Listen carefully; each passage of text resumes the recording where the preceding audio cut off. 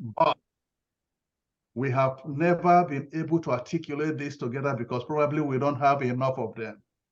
You know, I put you on the same pedestal with Professor PLO Lumumba. You know, when I hear you talk on Arise, I say, yes, at least this is one African that knows what he's saying.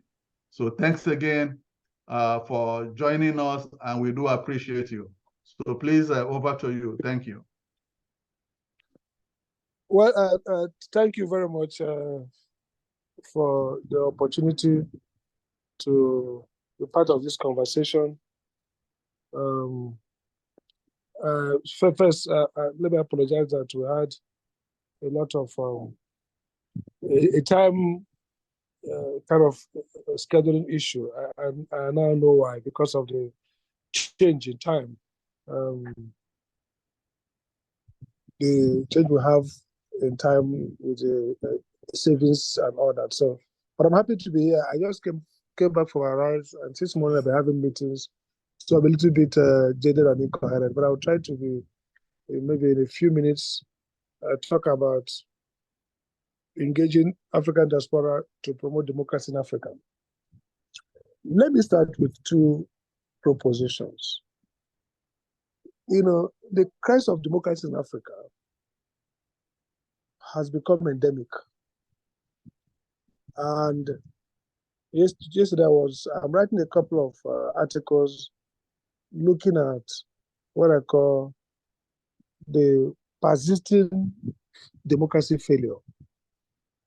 If you look at the historical perspective, immediately after independence of many African countries that happened between 1957, when Ghana started, up until the first wave, up until early 70s, and then with Namibia, the South African countries in the late 70s, 80s, and then ultimately South Africa later with the fall of apartheid.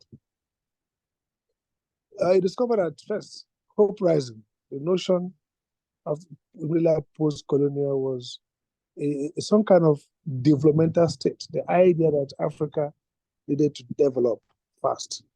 And leaders like Nkrumah, Secretary and others, including Nyerere, conceived of the idea of the African model of development, which primarily looked at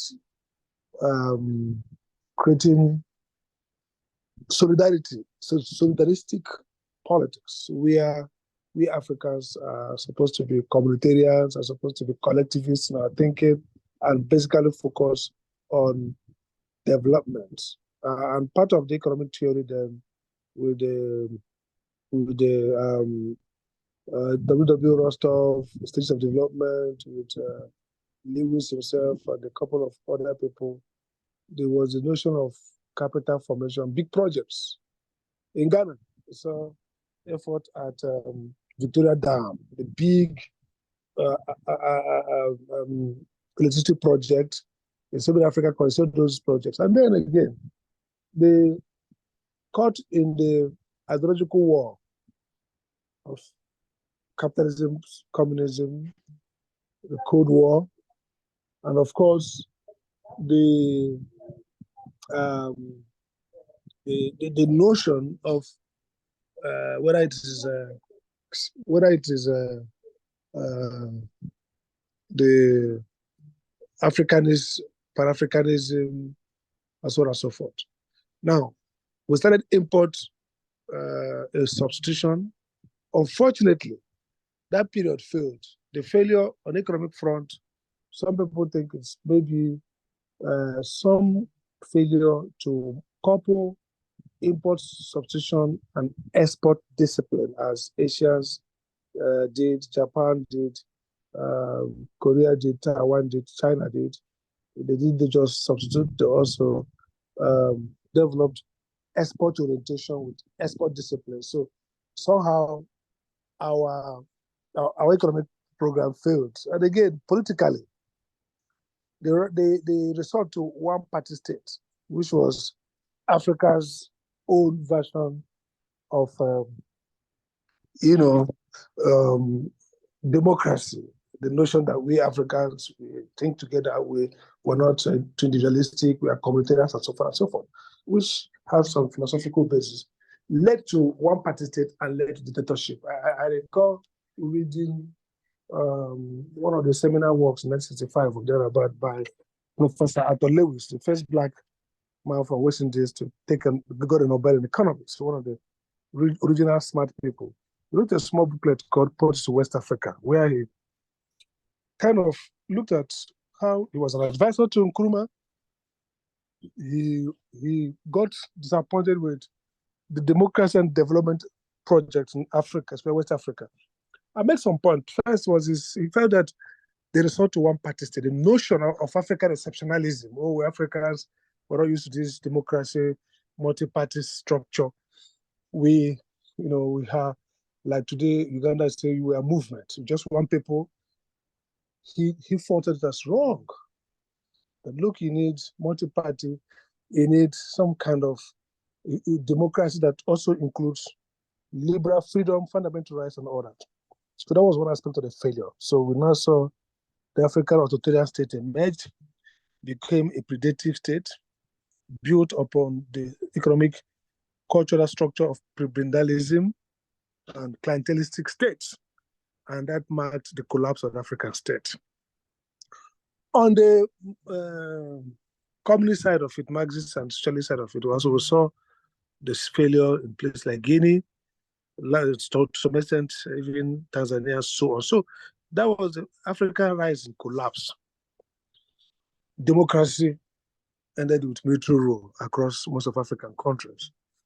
And then the second phase, we got into the post-Cold War, or towards the end of Cold War, the post-Cold War, with now some focus now on market liberalization, democracy as Claude Ake says, as a coordinate of the market. So we started doing market reforms and all that. And that's culminated also in new forms of failure we're dealing with today, whether it's Niger, whether it's Nigeria, and so on and so forth. So the African Democracy and Development Project has failed. We can locate the failure in the dysfunction and incoherence in colonial foundations, the legacy of late colonialism, as Mahmoud Mamdani argued. We can locate it in incomplete democratization, liberalization. So we took this democracy as a formalism, and then didn't get to the structural, the institutional and cultural and ideological aspect of democracy, which is why many of the African regimes, including Nigeria, officially classified as hybrid democracy a few years ago, meaning that yes, structure, yes, elections happen, yes, you have multi-party, yes, you have constitution, yes, you have a formally defined independent electoral management body, but the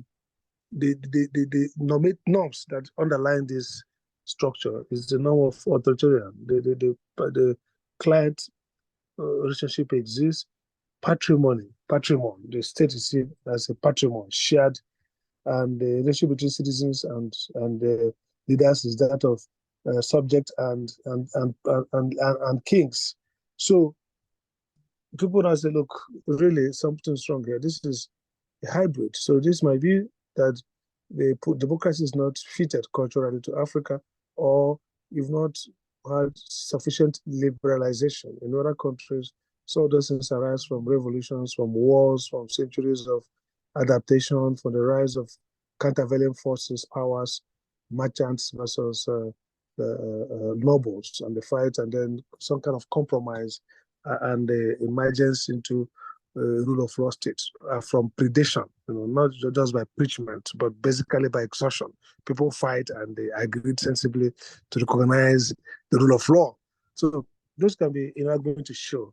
And now we are in a place where many of these regimes are now described as electoral autocracy. Yes, it's election, but it's really autocracy. So that is the fundamental crisis of the African state. So I call it the persisting democracy and development failure in Africa. It's a struggle for democracy and development. And two of them collapse at the same time, and they are self-reinforcing. So democracy collapse constrains development.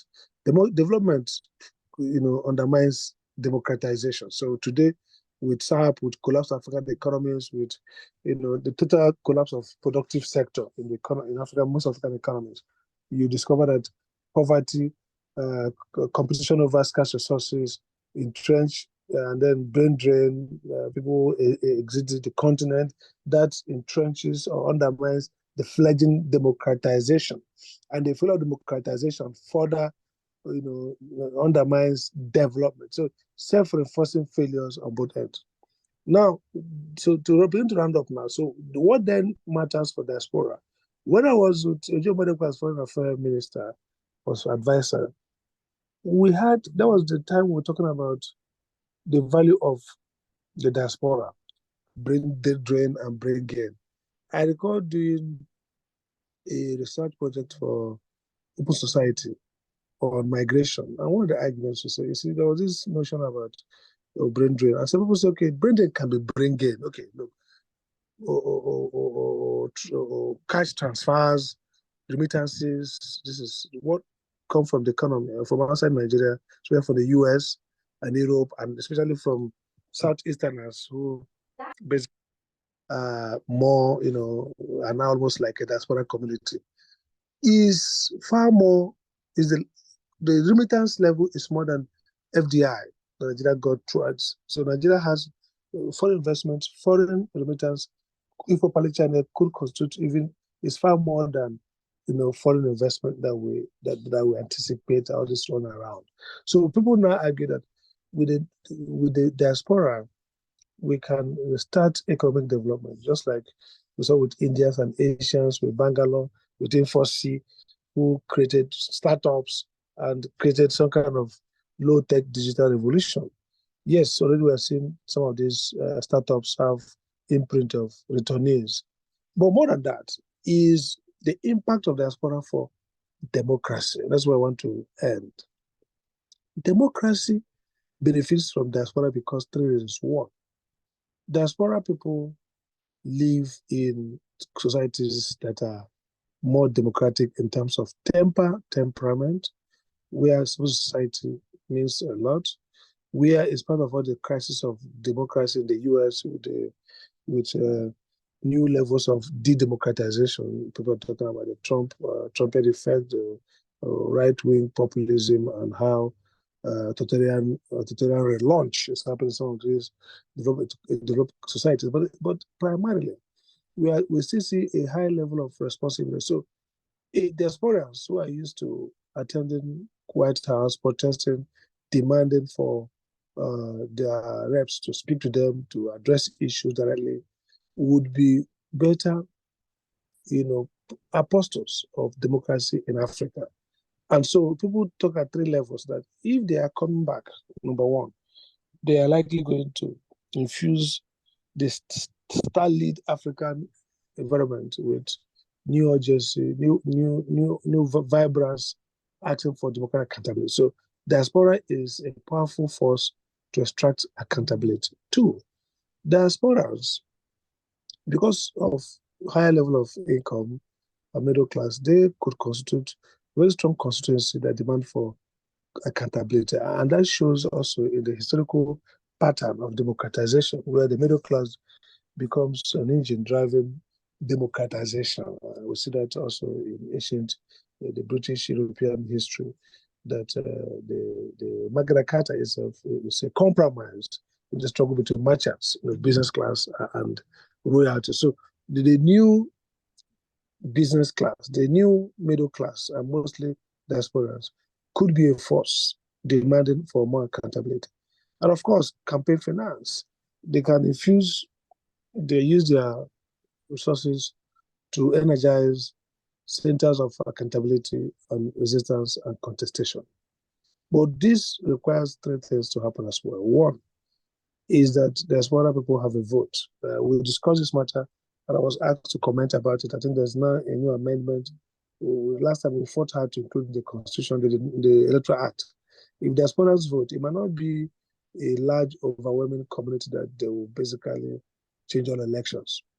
But the vote, the diaspora vote, will go with more commitment to political organizing, more commitment to building social movements, and more commitment to campaign financing. So it's critical that diasporas have vote.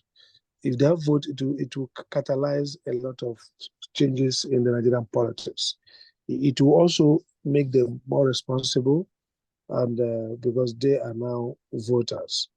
And again, another device is that we now need to create better synergy, structural movement at home that can tap into the diaspora experience, passion, intelligence, and resources in a strategic political sense. So it's not just diasporas getting involved during election, but diaspora themselves building a structural, institutionalized partnership and alliance with on-the-ground movement. So they belong to those groups.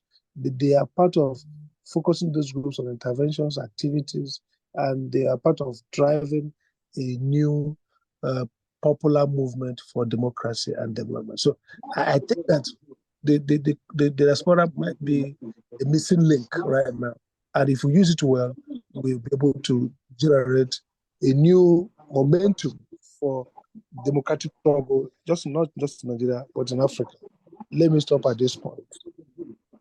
Thank you very much, Dr. Sam. We really do appreciate you, and I would like to apologize again for the mishap in timing. No thanks again, and I'll probably we can take a few. If you can give us some time to, if we have anybody who wants to ask questions, please raise up your hands just briefly, so we can. Think I have News.Band here. I'll ask you to unmute, and then please, if you have a question for Dr. Sam. Yes, thank you very much, Dr. Amadi, for being with us tonight. You spoke about the diaspora and building partnership with structures in Nigeria. My question would be, if you can, because DADA is actually created to do such partnerships, but we are in diaspora. Is there any specifics you can give us? Let me just give a few examples. I know Russian Revolution, Lenin was in Germany inspiring it. And the Tamil Civil War was mainly funded by the Tamils in the diaspora. The Jewish Zionist movement was funded by the Jewish Congress in diaspora. Even this Palestinian uprising today, resisting Israeli occupation, is mainly being funded or sponsored by the Palestinian in diaspora, from what I can see. In Nigeria, I think we are mainly focused on sending money to our kids and paying their school fees. Is there specifics you can give us advice on, suggestions on how DADA can actually do that? Please, thank you. Thanks very much. I think that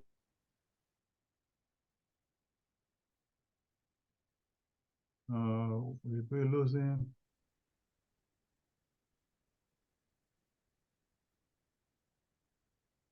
He's here. We can. He's here. We're just probably a very practical answer. The network challenge. Yeah, I believe so.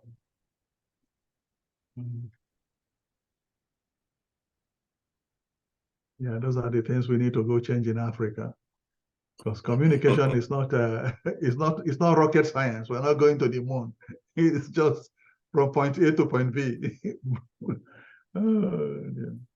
Yeah, I think we are having some problem with this audio. I think it's even dropped off completely now.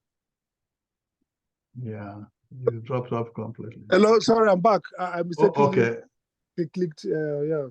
Okay, so like I said, first, think in terms of, okay, I give an example in the Southeast. I was telling some people that if you go to the Southeast, you see that many of the NGO leaders in Nigeria are from Southeast, but they're in diaspora. They're all scattered in Lagos, Abuja. So the result is that the Southeast is one of the most, we have the highest level of human rights abuses. Why?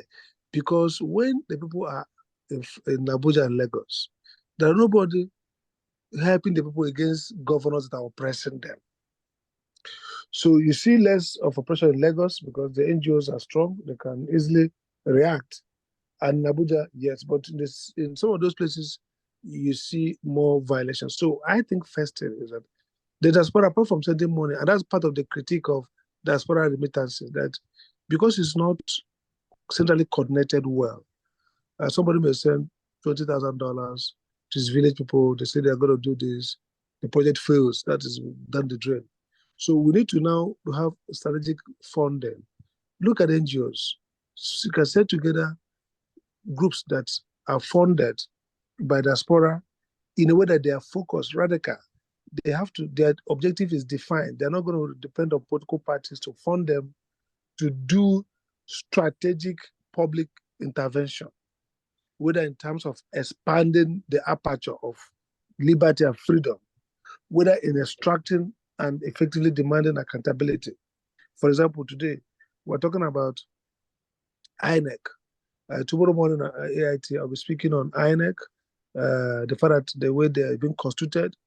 Now, a group that is focused on expanding democratic freedom pre-election can focus on advocacy, going to court, challenging, ensuring that INEC composition does not become another golden poison chalice to derail election, because that's what they're working to. So I think one area would be for diaspora to identify interventions, even help to form the groups themselves, even though it be local groups, but focus strategic financing to projects, democratic projects that really attack the root of the democratic closure and authoritarian rule in Nigeria.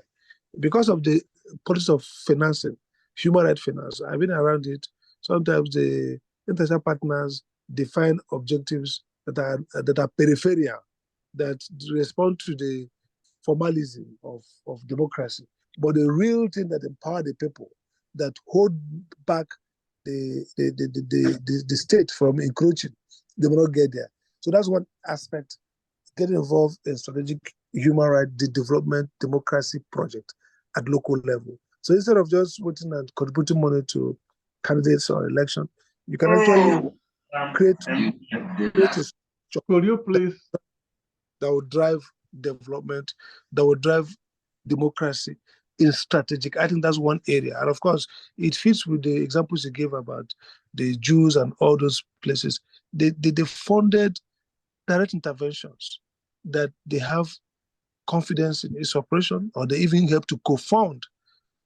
So if they co-found these structures, I think the diaspora also, like people have done, should be able to also be organized. So it's not a case of 5 people, somebody in Houston gives 1 million, somebody in Canada gives, somebody in Europe gives. No, like this group now, a structured group that have leadership, that mobilizes resources, and then it becomes institutional funding. So they have the capacity to use it to drive tangible results that they care for. That's one example that I can point out to. Thank you very much, Dan. I hope that this kind of summarizes an answer to your question. Yeah, exactly. Especially the idea of strategic financing. Yes, I love that. Thank you. Thank you very much. Let's see. I think we have one more. Emeka. My hand is up. Oh, okay. Mia, do I see? Okay, Emeka can go. I can defer to Emeka. No, it's okay. Go ahead. I'll go after you. Please go on. Okay. Well, Dr. Sam, nice to hear you. I'm sure the last time we talked, I was trying to bring you to Clubhouse to come and have this. Yes, if you remember, and all of that. But it's nice to see you here after. I left immediately after the administration you worked with, and we also supported left, and I left Nigeria for the diaspora. So I'm over here now, past 10 years. Oh, wow, good. My question is trying to look at the balance between, or the equation between human capital and economic development with strategic states, the way this, particularly China. I mean, a lot of research has shown that the amount of PhD China, sent out abroad, and the way they sent them can be measured against the way its development evolved. For us in DADA, we have looked at this idea in our discourses, and we are saying, look, the ultimate end, actually, of organized systems or organized society is civilization and modernization of the societies. The challenge, therefore, is to look at China, for instance, which is not, in our view, a democratic society and is progressing. How do you, in these arguments, how do you situate a situation where China is actually progressing in terms of its overall welfare state and conditions, and the idea of human freedom and democracy, and the fact that without even these elements of democracy, they are doing that? But then, of course, we have this challenge of, they are civilizing. I don't know what we will probably refer, but one thing is clear, modernization is going on. I don't know whether we could call what they are dealing with as civilization, which essentially democratic societies allow, because democratic societies sort of allow people to sort of better form better social values and so on.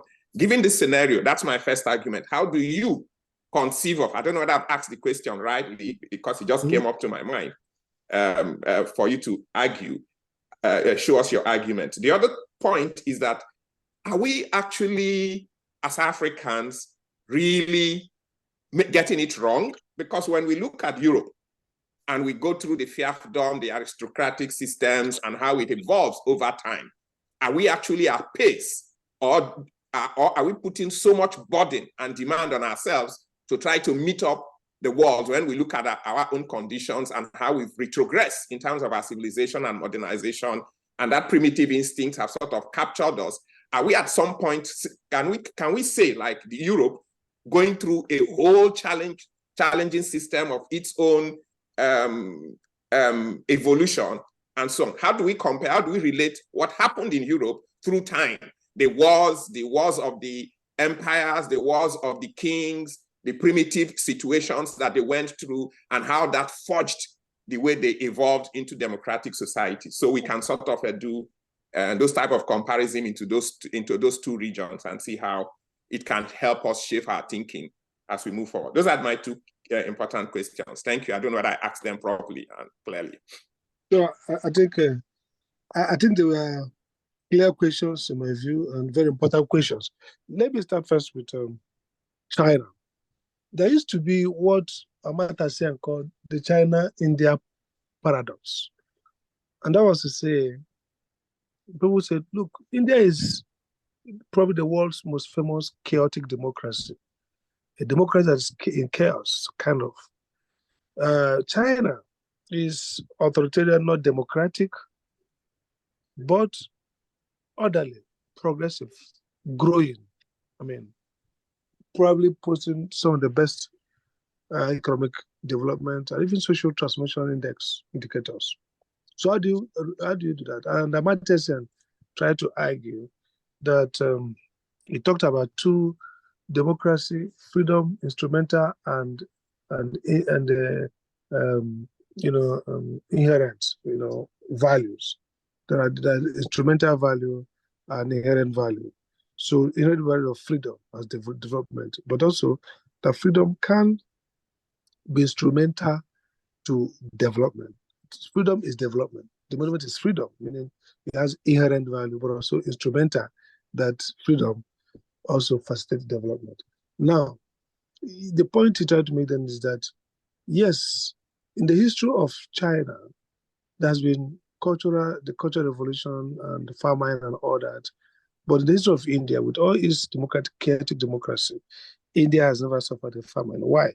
He argues that because democracy provides information from people to leaders that enable them pay attention to what people are suffering and therefore avoid error. So you can actually run a risk with a tragic outcome in China than in India.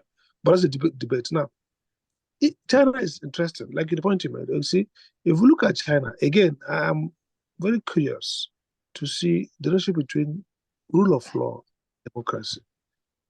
And the argument is, if you look at rule of law index globally, and you mirror it to the democracy index, it might be possible to see that most states that are actually in reality that score high in rule of law, forget the form of their electoral systems, whether they're parliamentary, parliament-based or presidential or all that, but rule of law, meaning that the law is obeyed, respected, do well democratically in terms of democracy. And the states that are very poor in rule of law quotient, not just that they have constitutions that say you have freedom, but in actual indicators of rule of law, like Nigeria and others will do badly. So one of the things I say about China is that China is not a democracy in that people don't have periodic elections to elect the leaders of the Chinese Communist Party. But if you go to China, the lower level of China, rural China, regional level, there's democracy. People elect leaders at the local level. And as we move further, meritocracy. People are now promoted to leadership positions based on performance. Daniel Bell done a good work in trying to encourage Americans to say the Chinese superiority is how they are balanced, this lower level democracy with upper level meritocracy. So the best get to exercise authority. But what is more important about China phenomenon is that there is development is not predicated on democracy as such, Western democracy. It requires certain basic fundamentals. One of them is a sense in which there is kind of autochthony, meaning the people and the rulers have shared identities. One of the problems of leadership in Nigeria and in most Africa is that there is disarticulated economy. There are different economic realities. The top people in this level, the big men and the poor, are not connected. Disarticulation. And so their destinies are also not linked. Their sensibilities are not linked. The Chinese leaders and the Chinese peasants are not too disarticulated. They are united. They have a common experience, common destiny. If China works, they all work. If China fails, they all fail. And that's one thing that's missing, is that level of uniformity, orderly, coherent formation, state-society relationship. I think Professor Claudake called it insufficient autonomy. The state is not autonomous. The society and the state are not hegemonic. There's no kind of coherence. They're not the same. The second thing about China that explains part of this is that the development agenda is economic nationalism.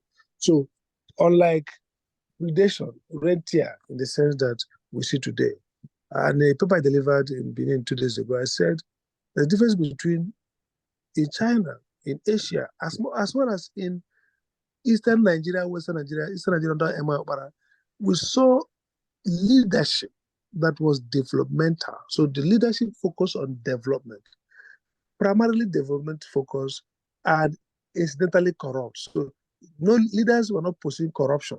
They were pursuing development, and maybe they'll collect bribe, and maybe they overstate something, make some money. Just like in China, don't talk about Chinese corruption. Every country is corrupt. But the Chinese leadership is not focused on corruption. That's not the agenda. The agenda is development. Corruption is incidental. In Nigeria, in most African countries, the agenda for leadership is not development. And the process of recruitment of leaders is not on a platform of shared development agenda. In the 1960s, First Republic, you had the NCC, NCNC, MPC Action Group. Each of these parties developed their own coherent, internalized agenda of development. So when Zik, Awolowo, Emabara, Amadi Bello, and so on and so forth, they were apostles of a process of formation. They are cadres, as you have in the Communist Party, who their leaders have articulated a vision of development. They bought that vision at different level of comprehension, and they go into government to execute that vision. They may falter, they may get corrupt, but they primarily engage in that leadership to achieve that development outcome. Little wonder that even Eastern Nigeria economy under Mabara was the first. So I've been doing a lot of study on Obara. I delivered a lecture to the keynote at the Southeast Governors Summit on Energy and Security and Economy. I argued that we had a part of development that was parallel, that had shared the same developmental state characteristics as the Japanese. Chalmers Johnson wrote his book on Japan Miracle, the MITI, how Japan grew. The same formula. If you look at what happened with Gerald Park in South Korea, the same thing. If you look at what happened with the Taiwanese revolution, the same thing. And then China, the same elements of a state that had a developmental agenda that privilege development over everything and drive development. So China is a democracy, but Chinese people have a much more responsible, reasonable, welfare-affirming society because there is commonality between the people and their leader, and as a development agenda they share. And finally, the character of state-society relationship is not pathological. It's more, it's integrative. It's kind of harmonized. It's not disruptive and chaotic. So they can evolve. They have disturbances, they correct it. When Boiler, the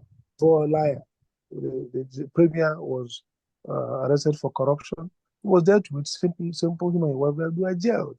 And I think it was Deng then, or I think it was Jinping who argued that, look, corruption will destroy this nation and the party. You have to deal with it. They also got the message. So yes, you're right to worry about China not being a democracy. So, and the way I put it is that, look, you can be a non-democracy and develop. You can be a democracy and develop. In fact, if a democracy that's like the Scandinavians, deep democracy, you probably develop in a much more consistent and sustainable manner. But if you're a sham development, sham democracy like we are, you'll be worse off. You lack the coherence, you lack the developmental state capability, you are trapped in endless pathological fights. You have no coherent, harmonious state-society relationship. You are worse off. So a sham democracy can never develop. A non-democracy is organized and streamlined like China will develop. A real democracy like the Scandinavians, like developed Western societies will develop. That's the way I put it. And then back to I think the second arm of your question, it talks about, I think I've lost that one, maybe if you remind me. I think it's the idea that Europe had come through various stages of their human civilization, and that took quite a lot of time in their internal conflicts and all that to get to the point of civilization. Are we too much in a hurry in Africa or something? Or are we placing too much demand on ourselves? Good question. But then if you look at, we talk about economic development, the less starters advantage. And that simply says, look, you don't have to reinvent you don't have to go to the psychosis journey of Western Europe, fighting the 60 years war of tolerance and all those to get to where they are. You leapfrog. You now have a pattern. That's why also, if you look at from Japan to lately China, the part in which each of the countries, Japan, South Korea, Taiwan, and then finally China, they traveled, they benefited, they didn't all go through the many years Japan fought the war and many years of destruction and war and this, some have to leapfrog. So I think we don't have to go that path. Again, there's no guarantee that if we stay the next 200 years, this way we are moving, that we'll even get anywhere. That's the problem. Because it's not about how long we stay, kind of fumbling. It's about how the events that happen trigger upgrades in institutional capability and responses. I think that we can get there fast. We can be on the trajectory of harmonic and coherent development in 5-8 years. We will not get to the level. You need time lag for investment, whether in infrastructure, whether in human capital, to generate quantum, leap or quantum growth. But at the same time, you can be locked in a development trajectory. And that's what we need to do. We need to get onto the development. We need to get onto development. We need to take seriously the pathologies of our society, reform them, create coherent and sensible institutions, and then begin the journey to development. That's really the point. Not just to say, okay, it took China 200 years. How long will it take us? It might take us shorter. The point is that we need to get quick on the development wagon. So far, we're not there. Thank you, Dr. Amadi. Thank you very much. Do we have any questions for the doc? I think yes. Emeka, I see you have your hands up. Can you please proceed with your question? All right. Thank you very much, Dr. Amadi. Thank you for the very knowledgeable discussions. I appreciate it, and I gain from it as a person. And to the moderators, please, if the questions I'm going to ask here are deemed not appropriate for this forum, please tell me, and I will humbly withdraw it or stop asking. Otherwise, let me move forward. So, Dr. Amadi, the two most important things that you said, which I totally agree with you, is when you said to leapfrog and our sham democracy. I think those are the most important things we'll have to go away with today. Our democracy, even if we wait for 1 billion years, we're going to keep retrogressing. And we shouldn't go through what other people went to. So we should leapfrog, I agree. But for us to do this, we have to be more pragmatic. So this is leading to my question. We have to be more pragmatic. I don't think these esoteric ideas, no matter, yes, it's good to know them because we have to know our past, know where we're going in future. But if we're not pragmatic about the present situation, if we're not pragmatic about it, we can as well just fold our arms and go back home and do our own separate things. What am I saying by this? We knew how many decades it took us to get to where we were this year and last year, the political situation. And we know, if we're going to be truthful to ourselves, that the powers that be in Nigeria will not allow these situations to happen again. There's a hierarchy to keep handing over to people as corrupt as themselves. The sham democracy will continue unless things are done to change it. There has to be external influence out of that system to change it. That's what almost happened and didn't happen. And for the foreseeable future, we don't see any other thing happening like this. So my question is this: without telling me to wait for the next 4 years, or to wait for some miracle, or to wait for all these things placing to make ourselves feel good, how do we still change the system, force what we already have now, declare it openly and fight for it? I'm not telling you to say anything aggressive or anything violent to implicate yourself. That's what I'm saying. But how do we stand and demand that we've had our elections, this has to be changed, this is our time, this is it now and here? How good for all the forums have been going. Everybody's talking theorizing, okay, 4 years or less, we had no more hope. No, is there a way we can achieve this right and now, or at least without relying on the situation at hand, the political system at hand? Thank you. Thank you very much.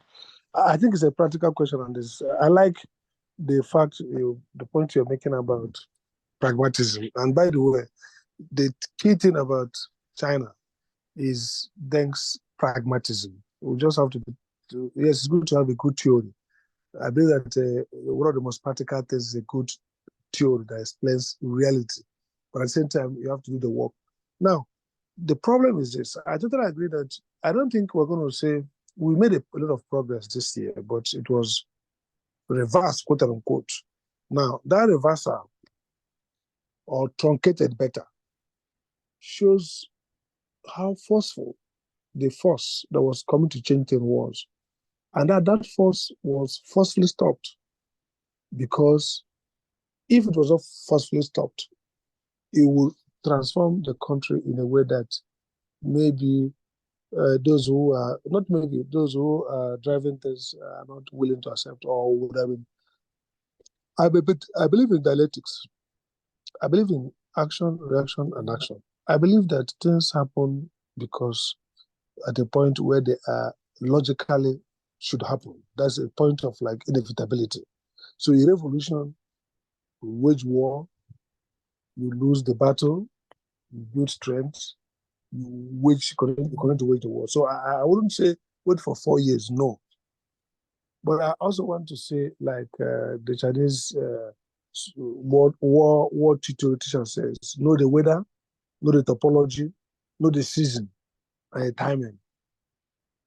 We should not dismantle as okay, next but we should know the terrain of the battle. Once I was one of those who are arguing strongly that you should not inaugurate a president before going to tribunal. I know how much effort I made to the legal team to help them, advise them and say you have to step up, see this legal fight as political fights. But unfortunately, maybe we've learned some lessons how to go again. I've been telling the opposition party, tweeting that, look, it's foolishness for opposition party to allow this INEC to remain and then you are hoping for election. The first fundamental thing will be dismantling everything and recreating it. So short of being the president or changing the presidency, you should be fighting now in almost revolutionary form, fighting, presenting very radical options, troubling the system. And then, in my view, dialectically, the outcome will be an outcome that explains the nature of forces in the play. I think that I believe in God and God's will, but I believe that God's will is structured in a way that it allows outcomes. Outcomes are dialectical. If people ask the right question, make the right noise, press the door, and then they overcome those who are standing behind the door, then they gain access. If they convince them to join them, they gain access. If they convince them that keeping the door closed is a bad idea, they gain access. So it's all about the dialectics of the engagement. It's also all about the pragmatism of saying, what is the terrain where we need to engage and fight now? Which door should we knock at? Democratic intercession is not limited to one thing. It's not about just having honorable members or write articles or go to Arise News. It's also about forces on the ground, building up people. It's also about creating effective demand for actions. And so I don't agree with you. I would not say, oh, we've done well. No, let's wait. No, I would say we've done well. We've seen the fight back. We should continue. And we should, just like the river, water, we should find a course that is possible to continue the meandering. But again, also the realism is also about understanding stages, moments, and timing. Also knowing that you don't have to get all your victories in one battle, that you can lose a particular phase of the battle, but you've not lost the war. And you keep in view that this is a war you're fighting. And the war consists of several battles. And sometimes you lose some and you win some. Thank you, Dr. Amadi.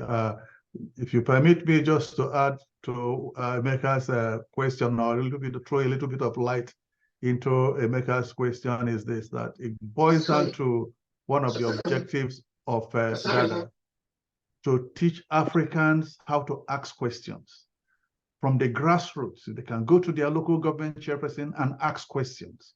How much does it cost this school to be built? Why is our road not good? Once they start to ask questions, then they will have known exactly what is going on. But Africans are not really asking questions of their leadership. So thanks again. And the next person online here, let's try GESCAN. Let's try to make the questions a little bit brief. So I know Dr. Amadi's time is very valuable. So if we can let him out on time. So can you unmute yourself, please? Yeah, I thought I did. Can you hear me? Yes, we can hear you. Yeah. Okay, so thank you so much. I want to start an existing protocol with regards to saving time. I just question do I want to use the word dichotomy, the separation, and I'm sorry to be very specific because this is a very Nigeria-centric question, as Dan typically said. What are your thoughts on how the obedience sort of separated themselves very, very, very, very squarely from Labour Party, and we kind of understand why. But now that we've finished with this cycle of the elections, the context of understanding that elections are won by parties, not by groups, and how do we, I guess, would I say, exploit or capitalize on that, starting from the ground now and having a 4-year plan to get there again. That's one. And two, what are your thoughts on the civil service and organizations like ours having strategic inroads in helping to change our civil service? Because I believe that if we had a few more Nena Utis, or like we had here in the US when they were trying to commit fraud with our electoral process, that certain things could have been stopped if we just had the right people. And I know that's very simplistic, so I'm not saying that that was all that was wrong, but if we can't get the first defense people to be reoriented to stand against the abuses, I don't know how we ever can get over this in Nigeria. I hope my questions were clear. Sure. And intelligent too. Okay, sure. So maybe let me start with obedience and the party. It's really one of those catch-22 situation. I mean, obedience, one of their strengths is that they are nondescript. They are routine. They just scattered. So you can't bribe one person or seduce one person or convince one person or go up to one person, and then the obedient machine is runs aground. So his strength is the fact that that protein is not led to say formally, or all of them share something in common, which is the fact that they want a different politics for their country, and they see that symbolized in Mr. P2B to very, very, very large extent. So they decided to follow Peter, and they're making the symbol of this fight for the soul of their country. And they come from different backgrounds, different perspectives. Some of them share different views of some other subtexts, but they agree on the main thing. And so their strength is that they are in that protein nature. And so they can meander, they can submerge, they can transfigure and transform. But the weakness is also that it's therefore leaderless to a large extent, and they're not able to pragmatically or strategically or tactically, look at, situations and say, okay, intervention. So I give a typical example. When they're going to do the governorship election for Enugu State, so obedience think that the other guy, Frank Wenke, yeah, embodied the elements of the obedient, profile of who should be a leader. And other people say, let's stick with our party. And they were divided. I myself and Peter, who met, told me, says, ideally, he sees Frank as maybe more of that representation we had to campaign for the party. So even Frank came and saw me and we discussed some of the ways things could have gone better. So you see that dilemma, that tension between, okay, the Labour Party machine, we need a party, we need, if we be one, we need people with him as governor. And then also that pristine and, puritanic commitment, we are obedient, we're not Labour Party. And because many of the obedience had a very bad idea of politics, which is true, dirty, maybe amoral. I was telling somebody this afternoon that the guy who was removed from Abia State, the minority chief whip also, Darlington, before he won, when NLC wanted to organize a retreat for Labour candidates, after he won, rather, and I met and I told him, I said, I hope you are coming for the retreat. He said, which retreat? He will not come, that Labour is trying to use them, Labour, NLC. So they are already started feeling like they are not obedient, they are not, they don't want to they want to be mainstream Nigerian politics. So from hindsight, the obedience were right to feel a little bit worried about or cynical about Labour Party people, because so far Labour Party people in power have done nothing to show any sense of mission. The chairman who is close to me was telling me at the beginning, said, Sam, I'll help them develop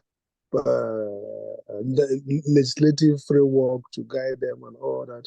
But it looks like, I don't know, maybe it's overwhelmed with all these challenges. But primarily, what I'm trying to say that from hindsight, the obedience probably were right to feel that Labour Party just a vehicle for Peter. But you can't continue to do that. You'll be punished politically. The revolution needs to be embodied in a political movement. So I would argue that even if they're not ready to subsume into a party, say the Labour Party, since the election is over and tribunal matters are over, they should embody in a movement that will strategically and realistically look at the parties maybe in 2024 or anytime and said, yes, we will be with obedient, or no, we think we need to form a new party, and on time, and use that new party or existing party that is free to use to advance this strategy. It'd be nice, best to fuse with obedient, take over that platform, recreate it. I'm part of a small group of obedient and non-obedient who are trying to reform the Labour Party. So it'd be nice to have a Labour Party reformed, and then obedience take hold of the heart of that party and use it to drive. So I think I agree with you, but please sign me up. So I think we don't have enough time or money to do a new party, is my opinion, and I don't want us to pull resources into that.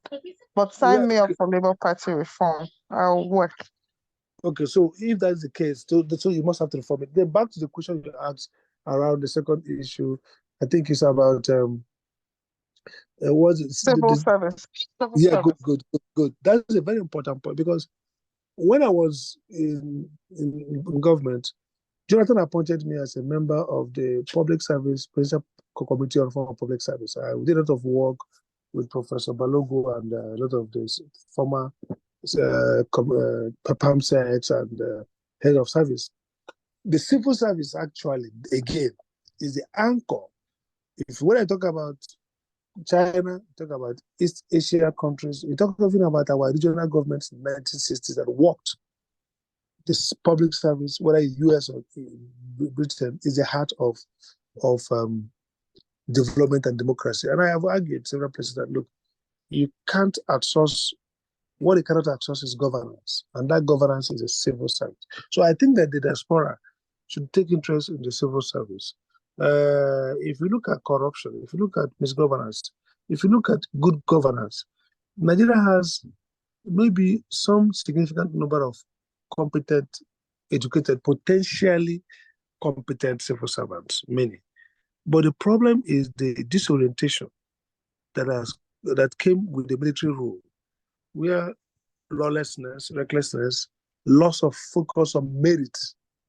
The civil service to be characterized, or ideally it should be characterized with, merit-based merit and system decision making. So a civil servant is going to look at the facts, advise.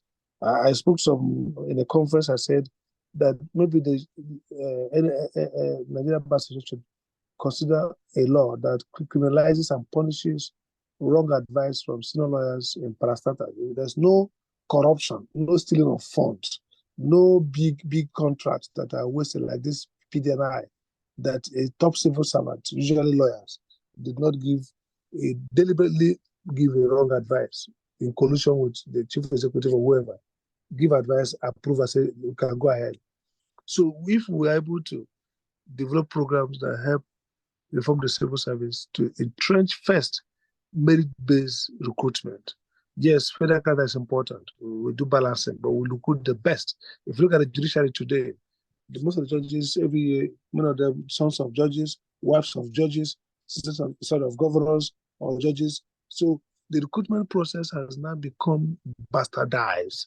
So you're going to have in the judiciary, forget even corruption, in the days to come, very ill-educated, incompetent persons who don't even know the law.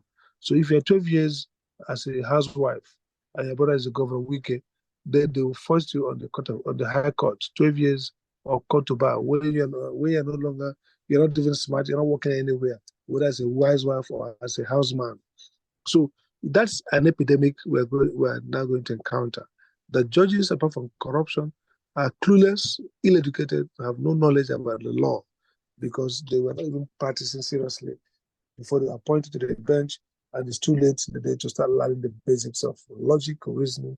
And like I've told somebody, the biggest scandal in our judiciary today is not corruption, it's total lack of knowledge, very pedestrian, very low level of thinking, and very poor quality of decision making. So I think it's important to see how we can intervene to show up the professionalism, the integrity, and the excellence of the public service. It will help democracy, it will help development.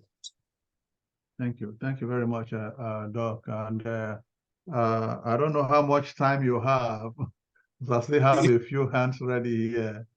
Okay, maybe I will take all of them and answer once. Okay, yes. Okay, let's do that. Probably just take all the questions at one time. Cheta, I believe you have the mic if you want to quickly ask your question so we can move to okay. Global and then Gloria and then Rampant last. Thank you. Okay, can you hear me? Yes, sure. Yes. Okay. Good evening, Dr. Amadi. I'm Dr. Cheta Zanliam. I'm a member of the BOT here at DADA. Just before you came on, I was saying that you do have a lot of admirers here, including myself, and I do make out time to listen to your views on Arise TV. Yesterday, you were saying something about is it President Tinubu, or rather the APC, is governing away from their manifesto, and I laughed. I thought that was very, very diplomatic way of saying that they're just not doing the right thing. So please keep up the work. These days is very difficult, or it's getting increasingly, vanishingly rare to see people who are speaking truth to power. Maybe people are afraid for their safety or whatever else, but we do need more people like you. And also, I'm from Imo State. I was very happy when you did come up for governorship, I think, on the LP ticket, but that didn't work out. But hopefully you haven't given up on trying to become part of the leadership. We need more people like you who are kind of know the right things to do, and hopefully the willpower to get it done. So my questions here are really kind of like a coalition of some other questions people have asked, but I'm just like one of our earlier speakers, or the person that asked the questions about being very action oriented. I'm also very action oriented, and because of that, whenever people speak, I tend to look out for action points. When we leave this meeting, what are the things we're going to be looking to do as an organization? And that brings me to my first question, where you very brilliantly answered Dr. Daniel's question about how what you think can be done in terms of work at home, working with the groups at home. And you mentioned being a part of democracy projects in collaboration with groups. And that is very good, but looking at a practical sense, there's if we want to get involved in democracy projects, it's just so overwhelming, right? Because the degree of impunity at home is mind-boggling. So I would kind of like you to point out, I know you mentioned INEC and, taking INEC to court, but even at that, people get demoralized because with all the judiciary corruption and things like that. So if you can sort of give us an insight of kind of how to prioritize on kind of like the democracy projects you think that is high impact, the things we can get involved as an organization. I say these are action points. Okay, tomorrow we'll go and look, maybe Kogi State, they're doing this and that, they shouldn't do that, or maybe in Lagos, or specific things in terms of what we can do to try to sanitize the system as little as we can, since everything is kind of done now in terms of the mandate has not worked out the way a lot of us have, hoped it was going to happen. So kind of the things we can be doing as a group, a pro-democracy group. Also, number 2 is education. Martin mentioned education of our people. I know people have said a lot that part of the reason why Nigerians are like, ex-governor Amici said Nigerians don't react to anything. Some people say Nigeria are defeated, but some people say people don't really know how to say what their rights are or speak up to power. They sort of like accept whatever is thrown at them. But the last time we had Professor Tommy on, and somebody asked a very brilliant question, how do you get people to learn about democracy and things to do? And he made a very crucial point. He said it's really difficult to get people to practice democratic values when people are hungry. So if we decide to pursue education projects, how do we go about this? And do we even think that the impact is going to be is going to be high impact? So I guess number 1 and 2 questions, maybe. Hopefully it will probably ask you to maybe be a consultant to DADA, maybe pro bono. I know we can't pay you enough. So, that would be very important. That last question, very last question. When I looked at your profile just before you came on, I was very impressed that you're a Harvard graduate. So you did spend a very considerable time in the US. So if you can just briefly comment, how do you think DADA as a diaspora group can constitute to come together to form like a powerful force, like on a lobbying group on Capitol Hill? Do you even think that's necessary or important? In my opinion, I think it is, because there are Jewish lobbying groups, even Ethiopia, even Somalia, they all have lobbying groups there on Capitol Hill. What is important, and where do you have any? I know you have is it a master's or a PhD in public administration at Harvard? Whether you have any insights on how, if we decide to do that, number 1, is it important? And number 2, if it's important, how can we try to get that achieved? All right, thank you. Sorry for all these my questions, but hopefully you agree to. Thank you. I think I answered the last one, because the other was maybe I forgot it, but let me start with the last one. Sorry for breaking the protocol. I wanted to take all the questions I forget. I think DADA should think around lobby, but I think it'll be more effective organizing locally, people intervening locally, building competencies, consciousness, and helping people to. You see, I was in foreign affairs too as a special advisor when I came back to Nigeria. Worked with the Senate president and came to Washington several times, went to Capitol, went to the Senate, went to the State House, State Department to meet. I think there's a strong lobby group in the US, but of course, the K Street is full of people who collect a lot of money. But it's my view, honestly, that Africa is not too important anymore to the West, except as containing China and Russia. And that where you keep an eye on that window, so to have high profile. If you do have high profile network, people connections, then it's good to don't spend too much trying to do lobbying. But you should keep an eye on what happens in Washington. Keep a leg there, somebody you can go to and see, you can put in perspectives that will shape U.S. policy as things change. The global order is in a flux. It's changing. It's being constructed post neoliberal internationalism. So what will come out dynamic, which will depend on what happens to Russia, what happens to China.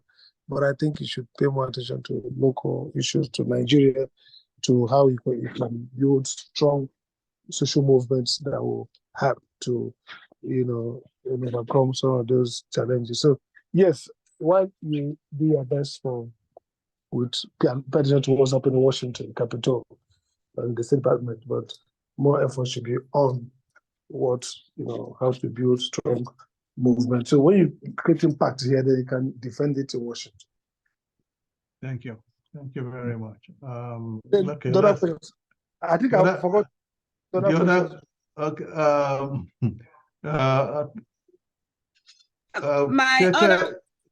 Yeah, so just in summary, I was just saying, how do you prioritize the democracy projects to work on when there's so much impunity? And how do you go about educating the masses on how to be sensitive to or practice democracy values, sort of acts and be vocal about their rights and things like that in such a difficult environment like Nigeria? Well, everything in Nigeria calls for courage, and of course, you have to prioritize. You have to look also at what can have the biggest impact. That's number one. Two, and then what is doable. Sometimes something leads to another. My experience with litigation in Nigeria, when I came to Harvard doing human rights litigation, that sometimes you try today, the judges push back. The next day they open the door. I've been asking people to do a lot more of strategic litigation. It works. The experience of this election, like now, I want to do some books showing where the judges got it wrong and scandalizing them. Yes, they collected the money or they might be induced, but my experience that sometimes you see the next time around, they try to, they move up, they do something. So fatalism is wrong. We shouldn't feel that, the system cannot respond, the system cannot change. You can actually change. What you need is consistent, smart action, and then don't be discouraged, and sometimes understand the incentive structure, and then because everybody's really, they're not happy. I speak to some APC leaders who say, "Oh, Peter won this election." They're not happy. They even wish, "Oh, Peter could get by the mandate." But you see, people are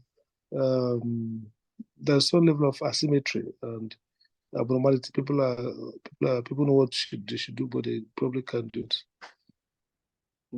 Okay, thank you. Gloria, let me ask you to, Global Council.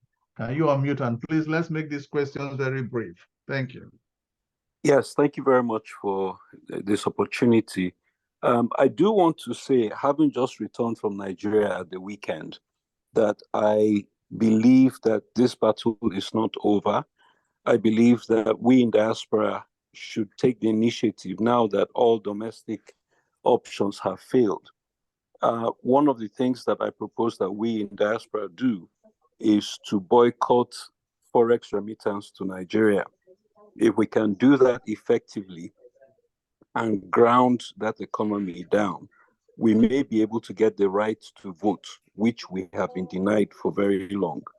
Now, Dr. Amadi, I want to agree with your point that the judges may not have been corrupt, but failure of reasoning has brought us where we are. And that is even more scary. If they could have been, if they could fail, despite bribes or no bribes, to see their duty to the nation. So we really need to, as a diaspora, envision a way to free our nation from state capture, because that is what I saw on the ground. There's no hope whatsoever anymore in the legal system. And so it is up to us now to come together and see how we'll move forward to liberate the nation. That's just my 2 cents. So, Ogebo, I think you're right on that. So thank you for all you do. I think there's need to declare. In fact, I wanted to do a press conference against the Supreme Court. Can you imagine the Supreme Court refusing to assign a case for 3 years? That is. In fact, I spoke on air. I said they should probe the Supreme Court. In fact, I was even thinking about going to the High Court to ask for order against Supreme Court. That's that bad. How can the Supreme Court ever? I mean, a Supreme Court can even hear a matter, dismiss it, or we can say they made a mistake. We can argue that the reason is not good. But you can't, as a Supreme Court, refuse to assign the matter, either you dismiss it in chambers, it doesn't make sense, and publish it. They kept it for 3 years. Then after 3 years, you brought it up again and kick it down to, I mean, it's just a joke. I think there's a history to it.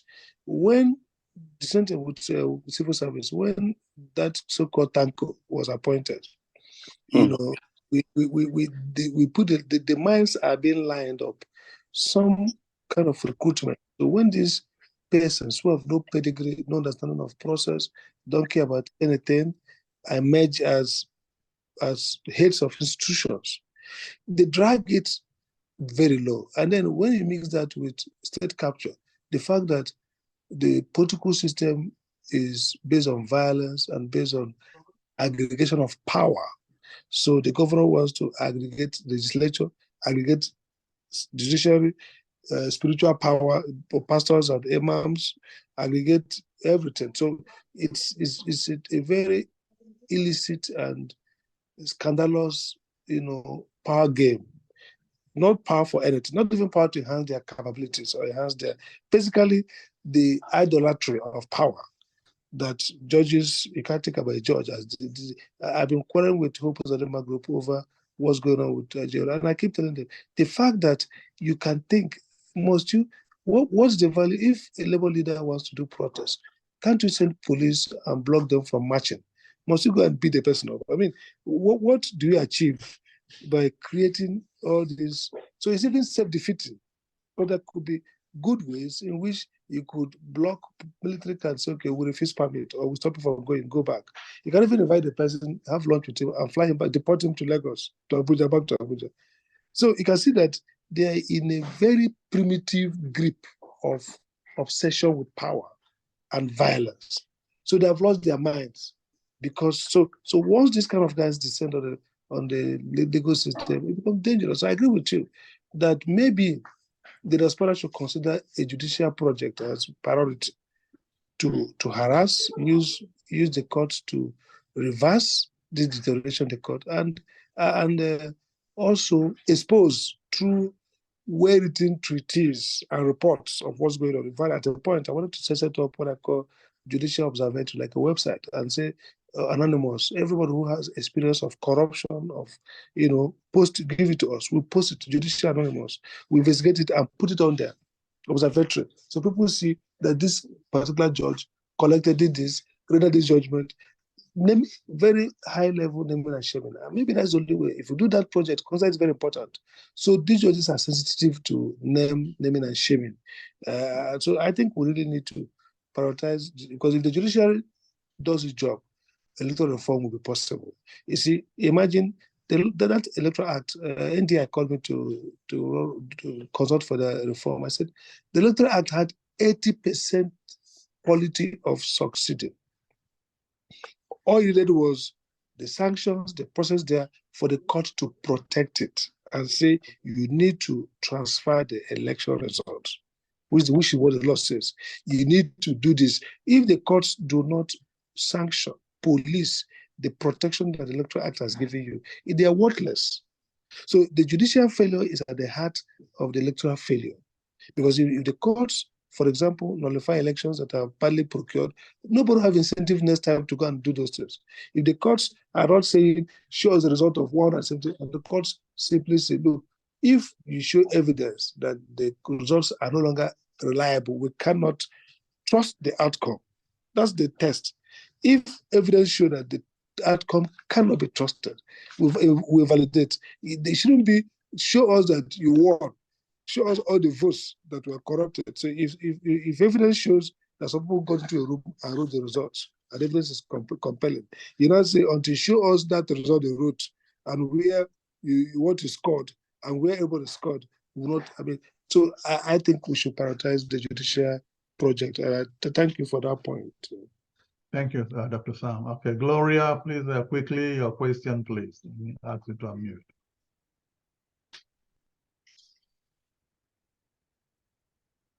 Okay. Gloria, you're still there. Okay. Yeah. Good evening, everybody. And I just hope the network would allow me, because it's really been fluctuating from this end. I am so happy to be in this meeting, and I'm actually learning quite a lot. I hardly know, let me put it that way, so much about Dr. Sam Amadi, I guess, but I think I'm trying to make a very good profile out of so many things that he's been saying. But that aside, this is my question, or rather, comment come question, and it goes like this. Under Buhari, we had a very severe case of poverty, crime soaring, and a lot of things like that. In fact, we had increase in young men going into Yahoo and the rest of that. Now we have a Yahoo president currently sitting at the helm of affairs, or one who is carrying so much corruption cases around him. And we didn't have the shame, to stand out against it all this while until it got to this point. Now, what are our chances? Do we have a chance to survive this? Do we have can we actually risk another 4 years under this? I don't know. I'm just trying to put this question the best way that I can. Is it gain to leave this person for the next 4 years? Is it risk to tackle it now and stop all of this? Because, for instance, I was discussing with someone and I said, should there be cases of young students winning, awards for good educational feat somewhere? Will he have the morale to come and present, kind of recognition to them as a president? On what grounds? So I don't know how you look at this question, but I'm just trying to figure out what is our chances of surviving or going down the drain under this. Do we still exist as a country? Thank you. Thank you very much. I think our survivor is not determined. It's consulted by what we do and what happens to us. And I agree with you that Buhari's 4 years was terrible. And we thought we have escaped it, and now we have got into this issue. Now, what happens in society, my own experience, even the way we fought Abacha, I was part of that civil society group as we just left university and we started the fight, is that one form of provocation elicits a different kind of resistance, maybe forceful one. Now, to be fair, the way Tinubu will mutate after this Supreme Court case will depend on several factors. For one, it depends on also the contradictions inherent in the system. It's already showing up. The conflicts, flashpoints are heavy, not versus him, his own cabinet with several issues. Two, how he confronts the organized civil society and the immediate movement that didn't seem to give up. And then three, he's carrying the biggest weight of legitimacy of any president probably in the world.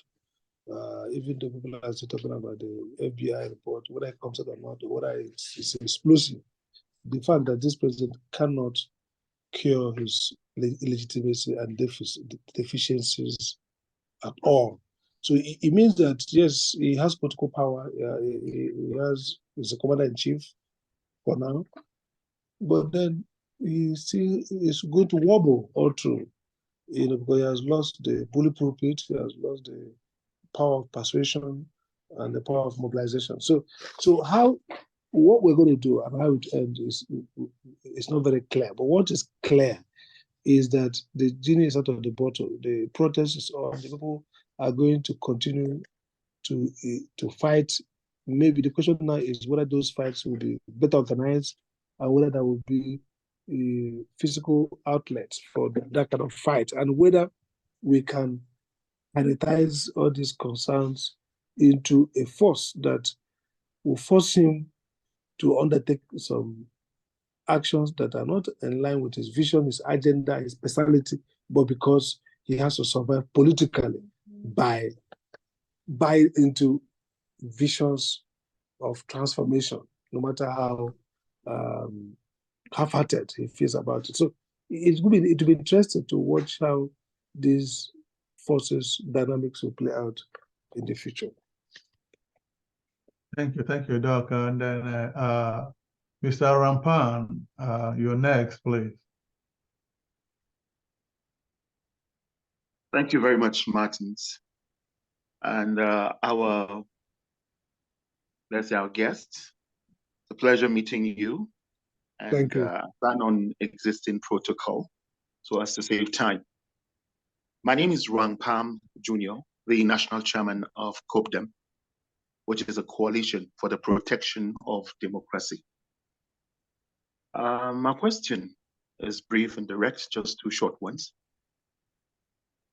Going by the antecedents of Nigeria's setup and that practice of having religious balance, especially at the presidential level, Christian president, Muslim vice president, and vice versa. From your experience, has religion been a curse or a blessing to Nigeria's democratic system? My second question is, well, a bit personal. Permit me to assume that you are aware of the existence of COPDEM and its role and vision. Being domiciled in Nigeria as a political advocacy group, we need funds, and funds play a crucial role in execution of any project we have to do at all. Unfortunately, weaponization of poverty and nosediving standard of living in the country has made local sourcing of finance very, very discouraging. Now that the elections are over, thanks to a repugnant judiciary, if you were within the leadership of COPDEM, what would be your top 3 moves to make COPDEM politically very relevant? Thank you, sir. Okay. First, I don't know much about the opposition, but let me say, from what you have described, that first, the first thing I would like to do is to find a clear, relevant niche. I mean, it's already in development, the democracy, but today, for example, youth, young people are getting discouraged. They need hope. They need somebody to assure them that their intervention, even though it didn't the result they intended, was not wasted. It has changed politics forever.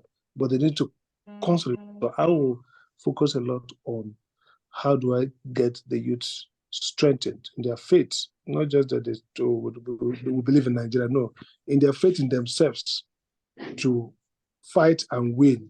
That for me should be a priority. And the second, of course, will be focusing on how do you ensure that when you bring the youth next time around, they're not going to have bloody nose. So institutional reform. There's now this electoral process has opened up that institutions need to be reformed, and that will be an area that even for funding will be available from development, depending on your structure and readiness to receive that kind of funding. There's going to be a lot of funding looking at how do we strengthen institutions against political thuggery and brigandage.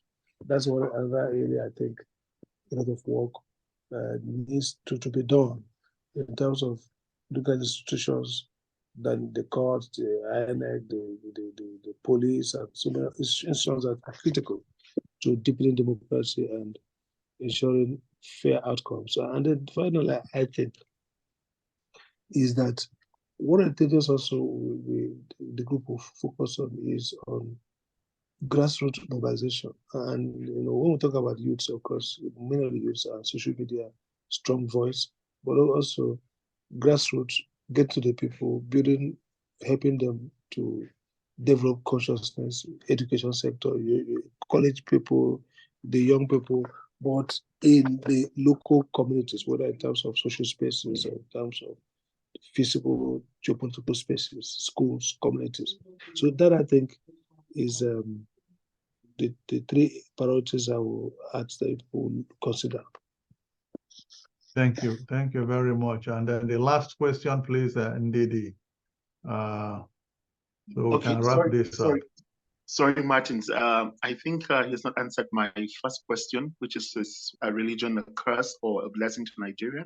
Oh, yes, good question. Let me answer that question. But by the way, half of my PhD was on looking at what I call liberal legality and freedom of religion. That was my dissertation. So I'm a small expert on that.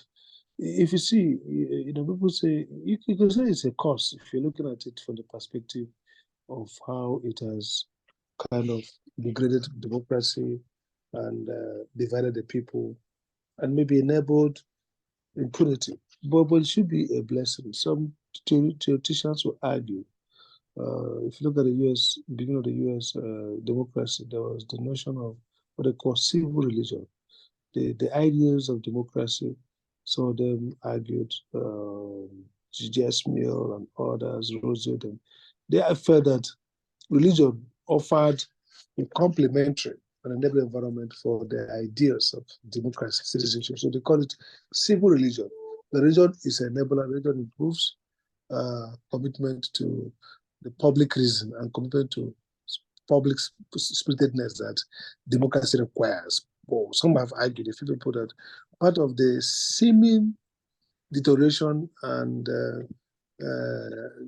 decay of democracy is also the absence of a civil religious spirit. The notion that people are now more secular, divided themselves, don't have overarching ethical commitments, and therefore the civility, the deliberation that constitutes democracy, the communal sense of oneness that constitutes the soul of democracy, seem to be, fractured. So, democracy, religion could be a blessing to us if, as our fathers conceive, it helps us to build brotherhood.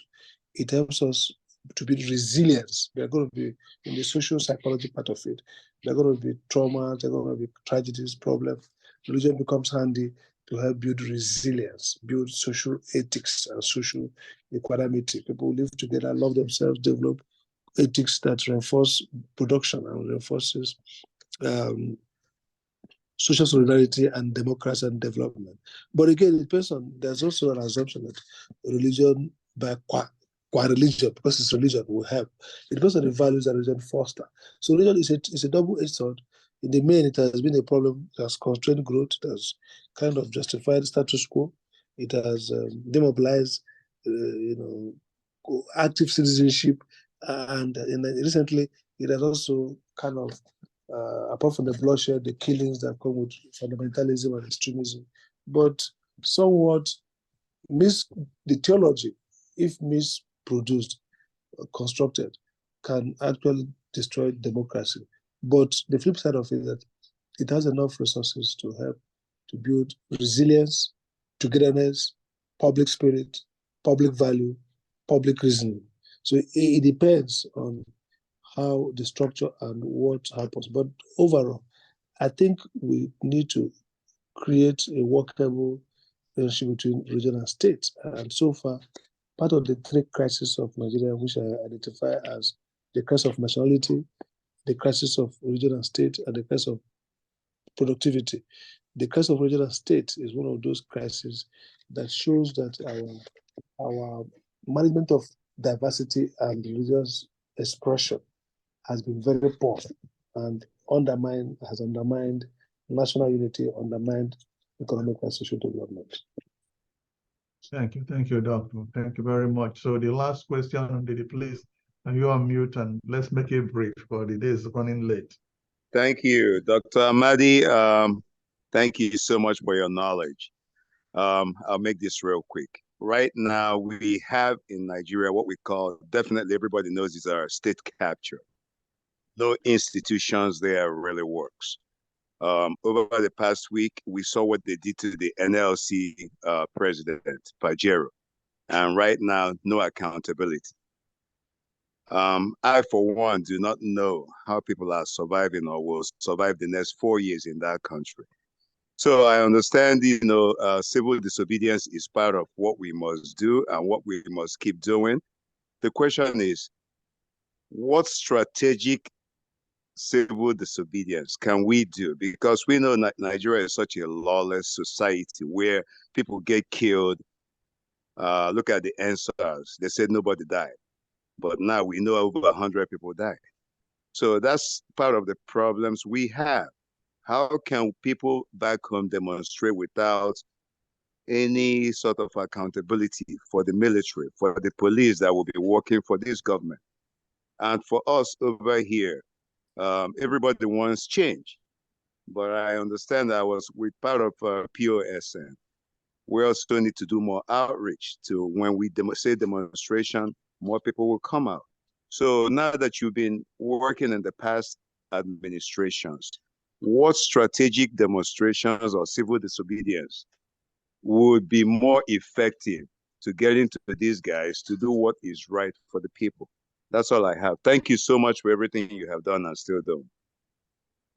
Thank you very much.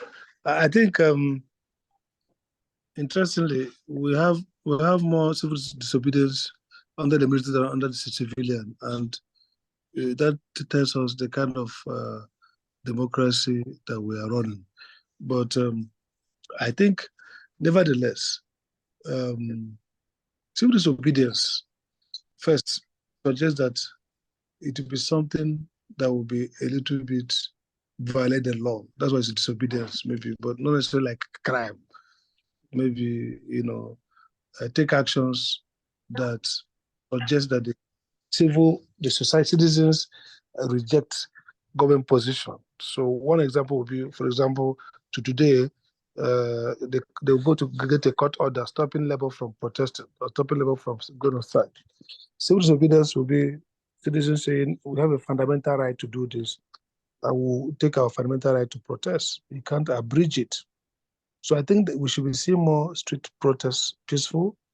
It's very important for democracy because politicians, people they are concerned about optics. They're concerned about optics. International community, so you can see that it's part of all the avoidable death and tragedies of the killing. Answers right to the government, because when you see such line of the crowd, the march, and the social, the kind of kind of political register. So I think that there should be need to organize people more to do peaceful protests. It's very important. Again, we need to see maybe citizens claiming their rights to involve in civic activities. We've seen some slack, and this is where lawyers and activists work together. We use the court as well to push a lot of pressure on the court, so the court themselves will not allow government to constrain the rights of the people. So I think that we need to see more street action, peaceful ones. We need to see the refusal to be cowed through misuse of court orders. They should challenge those orders and, where necessary, reject those orders that infringe on their human rights. I think that's what I'll say for now. Thank you, Doc. I think we're going to wrap up today by having our dear Stella here give us a vote of thanks for the Doc and the other participants. Thank you very much. So Stella, the mic is yours, please.